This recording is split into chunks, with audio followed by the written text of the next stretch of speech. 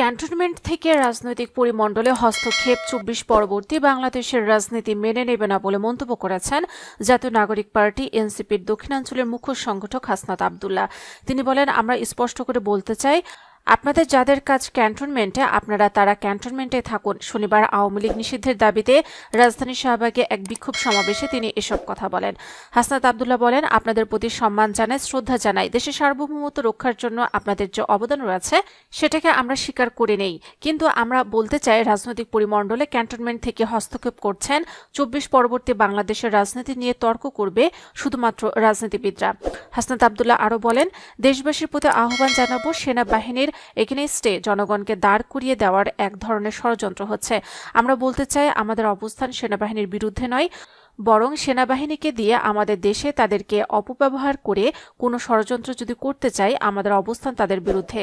আমাদের সেনাবাহিনীর যে অবদান রয়েছে, সেনাবাহিনীর উপর আমাদের সম্মান, শ্রদ্ধা এবং আস্থা রয়েছে। আমরা বিশ্বাস করতে চাই তারা আমাদের এই আস্থার প্রতিদান দেবে।